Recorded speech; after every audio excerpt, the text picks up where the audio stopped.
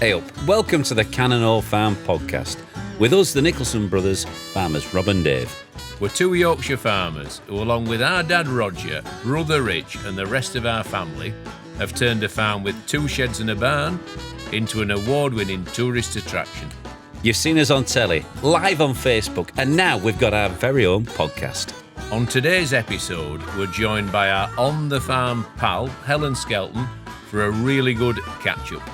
Coming up. I said to Helen's lads, I said, have you ever tried weeing on an electric fence? Next thing I know, Helen's ringing me up saying, you know what they've done?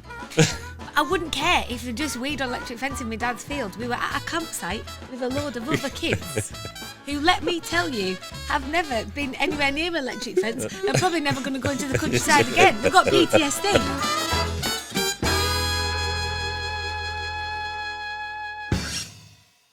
So before we speak to Helen, Dave, what have you been up to this week? Well, like you, Rob, we've been filming for Winter on the Farm. Now, Monday, it went on a little bit too long. It was 11:45 before they pulled the plug.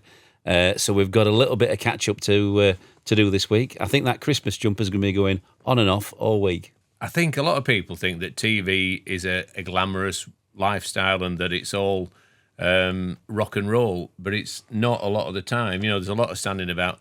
A lot of hard yards are pounded late at night, but we're happy to do it, aren't we? We want to make a good programme, and hopefully you guys will enjoy what we did. Well, I think so far what we've actually got in the can, they're really pleased with. I think that they actually think it's going to be one of the best ones we've ever done. In the can is a real TV type. It's all part of the lingo. Someone who knows a lot more about the TV lingo than David and I is Helen Skelton. She dropped in last week onto the sofa. We're really pleased to welcome her here. It was a little bit colder then, but thankfully it's warmed up a bit now. So hope you enjoy it as much as we did talking to Helen.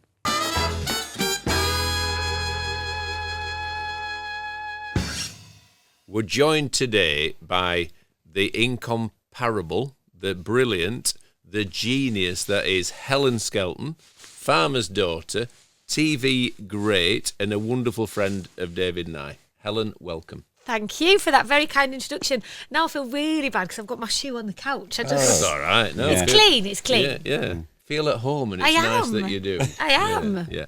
Helen, we're obviously thrilled to have you on our podcast couch. You are, without doubt, our highest profile guest so far. So thank you so much for joining us. We're obviously big pals. You know, we've done Winter on the Farm, Springtime on the Farm, everything on the farm.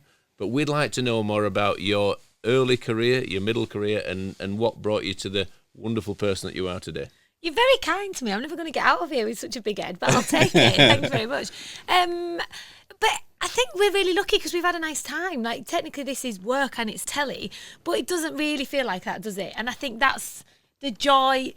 You know, you can talk about money and success and, you know, accolades and all the rest of it. But actually, I think you hit a point in life where it's all right, touch wood, it's successful if you're having a good time and it doesn't feel like work, and you can come in from your day at work with a smile on your face, and that's as rich and as successful as you can ever be, I think. Well, I've always thought, Helen, and we know you pretty well now, but you're someone who was always really positive, who's fun to be around. You know, we love working with you because it's always entertaining, and you've dug us out of so many scrapes. I was going to say that because sometimes my words don't come out as they should. Or all of a sudden I'll get a mental block, and you'll step in and like help me out, and it's really good. But I don't want people to overthink telly. Like, sometimes people will be like, live telly, that's serious. I'll never forget, years ago, I was working at BT Sport, and it was a really full-on show. We used to do hours and hours. It was before they had any rights to anything. So now you turn on that channel and you watch a football match. They used to just talk about it because you couldn't actually watch anything. So you were watching the game and talking about the game, and So we'd have literally 5 hours of live television and 3 presenters, and everyone thought it was very stressful and all my days, and everyone used to get really, you know, wound up and be shouting and be this, that and the other. Graham Swan came in and I was being really nice and saying, now what you need to do is think about this and what you need to do is think about that. And he literally looked at me and went, Helen, she's just talking out loud. And I was like, that is what it is. Like, it is talking out loud. So I haven't really helped you out of many scrapes. It's just talking out loud, guys. It is, yeah. I mean, talking about the live stuff, because we've never done live TV before we met you, and I was always stressed about it, because I thought, oh, it's live. What happens if I just kind of completely, But you're melt better down? live. Yeah, I agree. You're better live. I'm What better happens if just what happens getting if your on with fly it. was down and it was live? Well, it probably has been. 250 quid on it, shouldn't have it on the night every time. There you go. When I worked in kids TV, there was always stuff going wrong, and you can join up the dots and you can probably work out who these people are. But some people used to be like, which of those animals is going to bite me? And they'd pick up the one that was going to bite them because it's funny TV. Yeah. People love it when stuff goes wrong. You've been bitten by a donkey too, haven't you? I've been bitten by all sorts of things. You got bitten yesterday. I've got a video of it by little French or Casper, whichever we're going to call him, and he was nibbling your bottom, and you were like trying to fend him off whilst presenting a link to camera, weren't you? So. But that's the joy of this show. Like, I think sometimes I've done this for a long time, and it's so easy to forget. Oh, actually, there's not that many TV shows where you are on live TV and you've stood there whilst the donkey's nibbling your backside, whilst there's goats running around. I always tell the story of Summer on the Farm a few years ago. Do you remember Lewis, the floor manager? Yeah. Slightly chaotic, always looked like he wanted to sort of, do his top button and brush his hair. And in our ears, someone was like, can someone get those goats out the back of shot? And he just sort of scuttled across the back of shot, like trying to herd these goats out. That doesn't happen in normal Tellyland. I'm supposed to be at an awards thing tonight for Morning Live and I can't go. I said, I won't be able to make it because I'm helping them do a vasectomy on a ram. And they were like, good one. I was like, no, that is actually what's happening. And it was quite interesting as well. It was really interesting, wasn't it? I was telling Anita all about it and she said, I'd like to have seen that. But also, on what other TV show, and I think that's why people love this show, oh, hang on, we'll have to do that shot again. Why? Because the penis is too prominent right next to Helen's head. Like, that's probably not something. There was an interjection yesterday, wasn't it? And I said, well, that penis is flaccid. To me, there was no issue with it. Fair enough, it was quite close to your head. But it was close to my head as well, yeah, though. but it was. Well, I, just for context, this is a ram that was having the vasectomy. Oh, Context is important. Yeah, because it was a know. ram's penis, not anyone else's, and it was in the vicinity of Helen, Yeah. but I didn't. It had to be because you were helping a vasectomy on him. Yeah, Weren't you? I had one leg, Ellen had the other leg, Matt was in the middle with the scalpel, and he was cutting away and. Trying to find, is it vas deferens? Yeah, that's it. Yeah. It makes Really a vast listen. difference to find a vas deferens. Right, so he was trying to find that, and sometimes it's tricky, sometimes it isn't, and I think he did a good job. I would like to just clarify for viewers that this vasectomy on a ram was done for entirely a good reason. Yeah. He was going to become a teaser tup.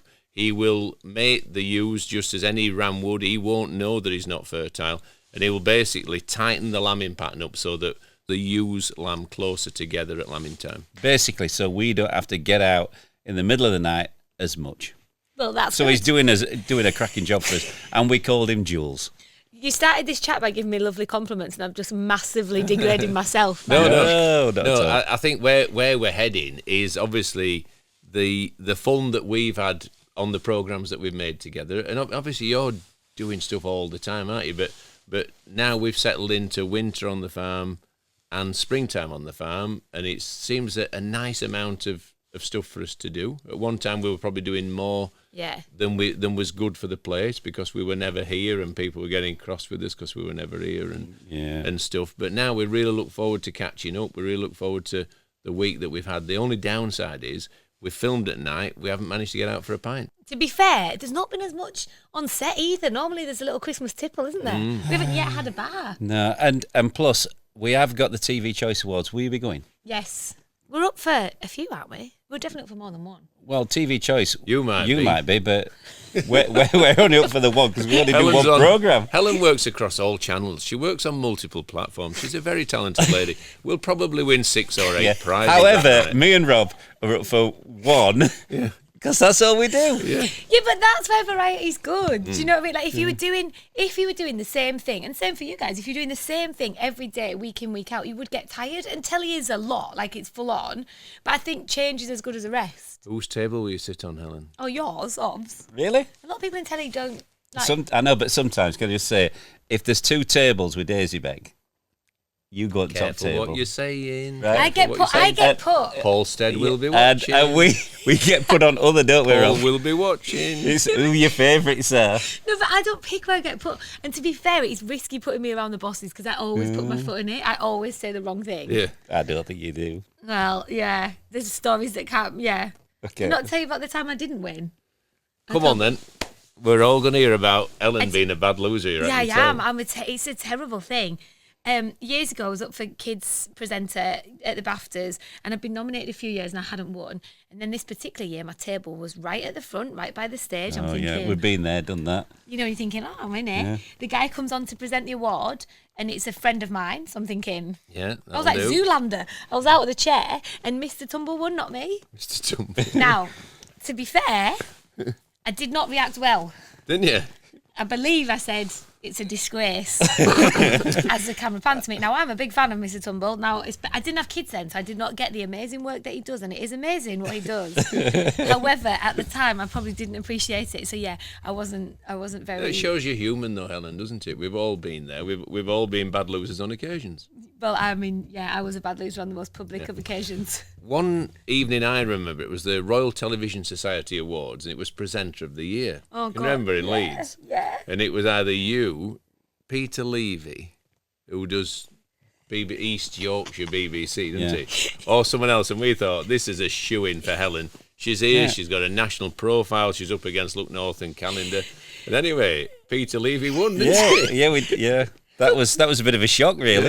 Yeah, but what was awkward about that was I was hosting it, so I had to give him the award. Yeah. And the winner of the award is, it's not me, but I could say it's me. It's Helen Skelton. Eeny, meeny, miny, mo, I'll pick me. Yeah. Yes. Yeah. He's really nice to me. He's messaged me ever since. I think he feels a bit awkward. Okay.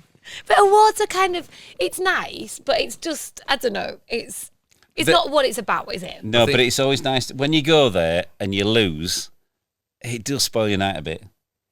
Yeah, but then I don't think when we started any of this, that you don't start it thinking, do you know why I want to do this? No. You do it because I think, well, it's nice to be. There's not many times in life when you're together with people. No, that's and true. I think telly brings you to. Yeah. It puts you in people's living rooms, and it's a privilege. It was a chance to take our dad down to London Yeah. to an award like that, to see, for him to be there when we lifted the trophy was a special thing, you know, and for people like us to be able to do that was something we'll never forget. So. We still celebrate the fact my dad won grassland silage of the year. Yeah, Did he? Yeah, people outside of farming nice. don't get that, and I'm like, no, it's actually a thing. Yeah, oh, it is. People will send in the samples, won't they? They'll be analysed in a lab. Yeah. Has it got this sugar? Has it got that dry matter? Is it just right? You know, and literally you cut it a day early or a day late, and it makes all the difference. Did you get in the Farmers Weekly? Oh yeah, we've got. I take the mick out of them because obviously you've got siblings, so it's not a uncommon thing to wind up your parents. Who's your favourite child? We always do it. He's got a trophy, a picture with my granddad, my dad, and my brother, and the big trophy, and I'm not in it. And I'm like, oh, you say that you don't have a favourite. But I've definitely shoveled more muck over the years than he has.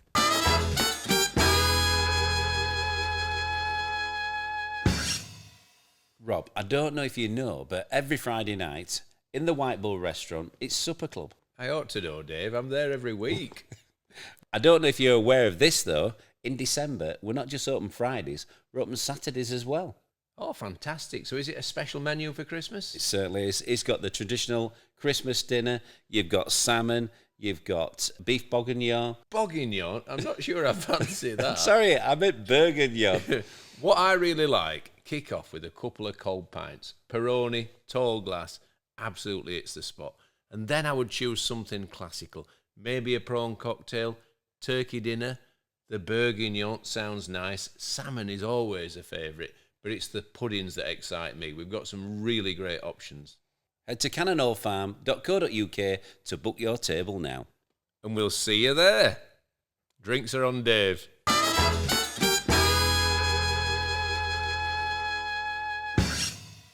So tell us, Helen, I know your brother Gavin, a real nice guy, really, really like him, and he was a footballer, football manager. Is he interested in the farm? Now he is. when we were kids, we used to fight over who got to go to the auction. So we were both very into the farm when we were young. Then obviously went off and did all his football and stuff, and he's very all consumed by football. And it's funny because my mum and dad don't milk anymore. They have a couple of fields, and my brother keeps saying, should we get a few of these? Should we get a few of that? And it's funny because It's starting to creep back into his psyche. But I think if it's in you, isn't it? Yeah. And you can't imagine not having it. And like, we're lucky because my dad does all the AIing, so he's still very involved in the farming. And a lot of our friends farm. And funny enough, and it's kind of interesting for us at the minute with what's going on with farming, our family best friends, they don't farm, but the kids are really agricultural. And the brothers have just bought a massive farm. Really? So they're the first in their family to go into farming. Huge farm. And so it's kind of, normally you inherit the farm, don't you? And the kids go into it. But this is the kids buying the farm. And the dynamics of that are so interesting because there's the two brothers who are buying the farm, then the sister's my best friend. Then there's obviously my mum and dad are best friends with their mum and dad. So there's all these conversations going on about what's going to happen. And I don't know, it's interesting, isn't it? What will they do with the farm, Helen? Is it livestock? Is it Sheep. arable? Sheep? Yeah. Crikey. So, Are they interested in buying it up? well, not the one that we were taking our scissors to yesterday. He'll not do any good, will he? But it's just interesting, isn't it? How people who maybe not in it know that things are changing and things are going to change. Yeah. And people who are in it, it's a bit nerve-wracking / exciting. No, it would feel an exciting venture, wouldn't it? And I Yeah. suppose that's why people are attracted to buying farms for the lifestyle. They've come from a different background. I'm confessing that I had a hot water bottle down my back, but it's actually really hot. So. Is it? I'm absolutely frozen. There you go. Thank you. But yeah, my brother, no, he wouldn't. He would. I don't think he'd ever get into it on a commercial, massive scale. No. But I think we both miss.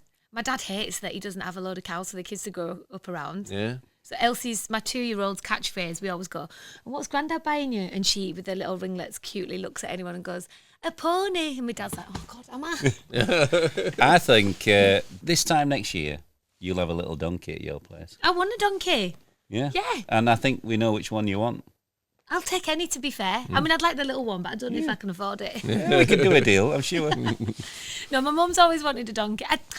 When you've always had lots of animals and then you hit a chapter in your life when you don't have them, it's a weird thing to get used to. But I'm not going to lie, they are enjoying being able to go off on the weekends and do stuff. Not that they do, because they're always looking after my kids, but they could. Yeah. I always think back to our childhood, and there was nothing better than going off to play football Saturday morning. Because I know your lads play football, don't they? Friday, Saturday and Sunday. Yeah, well, we only did Saturday morning.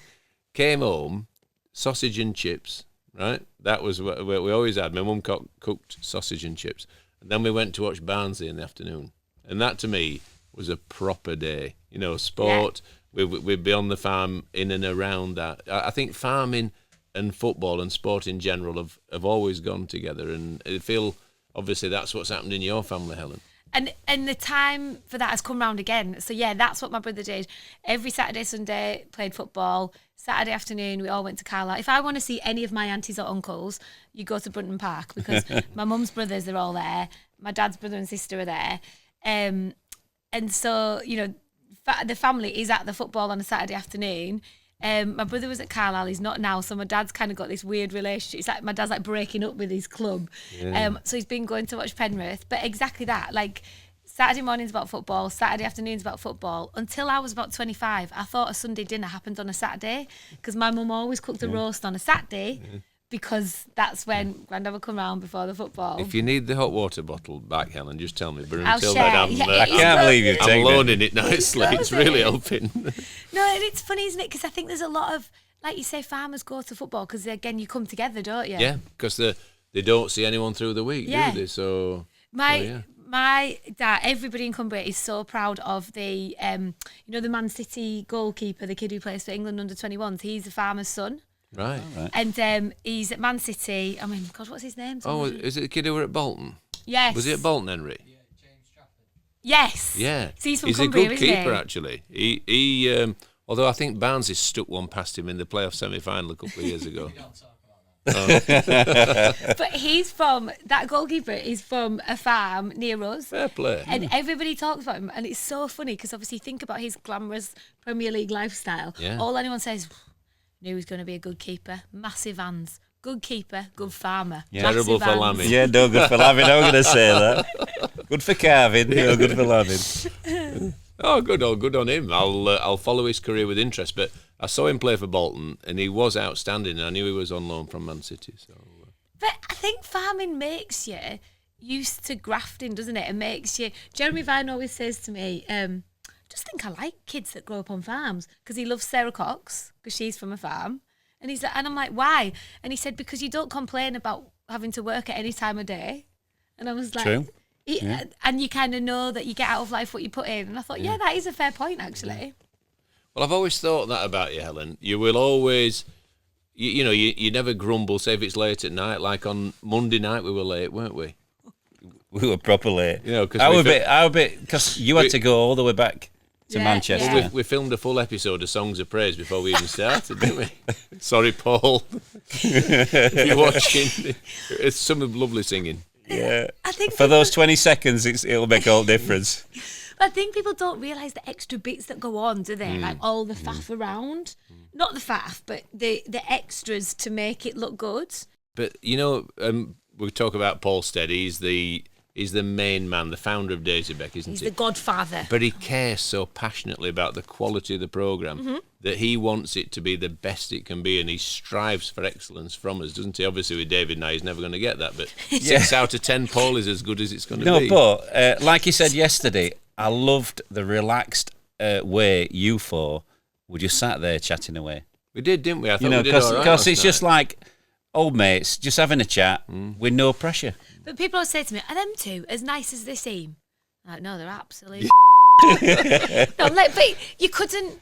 The thing is, telly is unforgiving now. Like, back in the day, there was a lot of idiots on telly and, they behaved terribly. People who wear onesies and sing My Milkshakes brings all the boys to the yard. I can't wait to put that on my social media. I can't believe we did that. I can't believe you let me film it.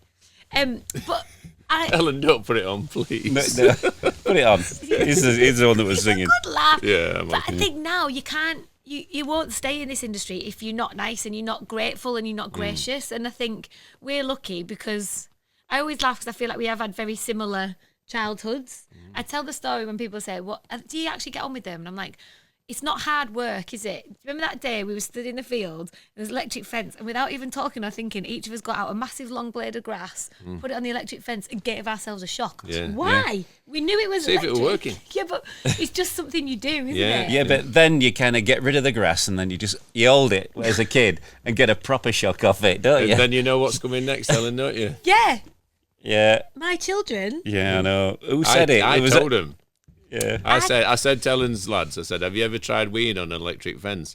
Next thing I know, Helen's ringing me up saying, you know what they've done? I wouldn't care if they just weed on electric fence in my dad's field. We were at a campsite with a load of other kids who, let me tell you, have never been anywhere near an electric fence and probably never going to go into the countryside again. They've got PTSD. Yeah, so like literally my auntie and uncle organise this thing every year in Apple Tree Week, and they say, so we sadly lost my cousin a few years ago. I remember you saying. And in her memory, all of her friends meet at this campsite. So it's a very wholesome, quite emotional weekend. And now all the kids go. My kids, the 2 boys and my daughter wasn't born then, but the boys were off in the corner teaching the kids how to do this. And one of the kids ran back to the group. As I say, everyone's sitting around having a wholesome time. One of the other kids ran back to the group and went, "Mummy, I'm scared." Scared of my kids. Because my kids were like, "Go on, just pee on it. It'll only give you a little shock." Just pee. So thanks for that. But the key is don't do it in full flow because it comes back a lot stronger then. You've just got to wait. That's where they went Yeah, wrong. I'll yeah. remind them of that. Oh dear. And it actually made that into your book, didn't it? You wrote that about it. The only thing she had to say about us in all the book the sincere was things we that taught the we've kids talked how about to with pee on Helen over all electric the fence. years. The only thing that made it in was me peeing on an electric fence. But you know, when kids are like just so happy, they were like, Yeah. "He was right. It does He give was you right." a shock right to your earlobe." No, and that's what this life is, isn't it? It's those moments. And it was, I'm very grateful for you. Yeah. The influence you have on my children. So we'll just go slightly away from peeing on electric fences. This week we've been filmed Winter on the Farm. What has your highlight been? What VT? Which bit of it did you like best? I absolutely have loved you boys going to Finland. Oh, really? Yeah. I just think I'm very lucky that I'm 105 years old. As you say, I will work for anyone who pays me, all channels, all mediums. I've worked on some really lovely things. Need that back. Oh, go on. I've worked on some really lovely things with like big ambition and scale. And your Finland films, for me, are as good as it gets. They just Really? look good. Yeah, they look good. They feel good. And, and you two are very like, oh, we'll just do farmers in Barnsley, filming on farm. But actually, what you're making rivals anything being made in telly. And, again, I've got some wonderful telly friends who take themselves very seriously. But our crew, like, I look at, again, at the risk of being patronising, but the people who work on this programme, who've been brought into the industry by Paul Stead, who we keep mentioning, it's very hard for young people to come into television because there's not a lot of money in it. It's very hard for young people to come into television from a certain walk of life because, we bang on about that. You don't get opportunities, do you? Not easily. Bang on about diversity, but diversity is about more than skin colour and accent. It's about where you come from and what your background is. And if you don't have a family that can afford to let you go and do loads of work experience, then you're less likely to be able to get into telly. This programme has created lots of opportunities for people to make award-winning national network telly, and I think that's something that you should be very, very proud of. Like Cameron, Harry, Jacob, all them lot. Yeah. No, it's lovely to actually see them blossom, and they're that awkward runner, aren't they, when they first arrive? Yeah. And you're always kind to them. I notice you always name check them, don't you, and praise them, and just help them feel that they belong. And then the next time you do a series, they've turned into this drone pilot, aren't they? Or someone who's holding the fifth camera on a shoot, and then all of a sudden they're a shooting PD, and they've got a career. Telly and farming has to evolve, doesn't it? And it has to move with the times. And it's no good us going, well, that's not how we did it in my day. Because guess what? The youngest people in the industry are the most relevant and with the most experience, and they know what's going to work. So it's kind of almost no good saying we're the oldest, so we know best. Well, it's like we used to have a really good lad called Dale, right? And he was really cutting edge. He was innovative. Now he's the one who past it. fancied himself a bit. Yeah, that's it. Yeah. I mean, Awkward. I thought that was funnier. sorry, Dale. They just thought you were telling the truth.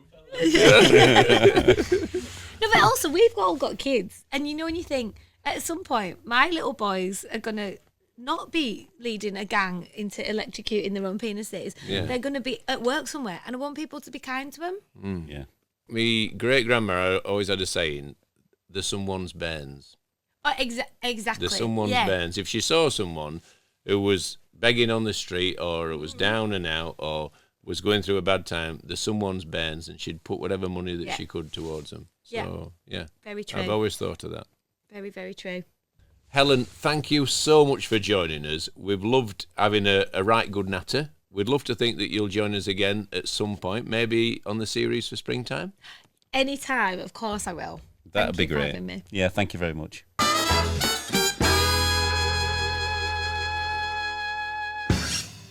Thanks for listening to this episode of the Cannon Hall Farm podcast. If you've not seen Winter on the Farm yet, then head to My5 and catch up on all the episodes. My 5 is great. You can look back for the last few years of all our television shenanigans. Yeah, you can see our weight losses and weight gains. Dave, I don't want to talk about dieting. It's Christmas. You're right there.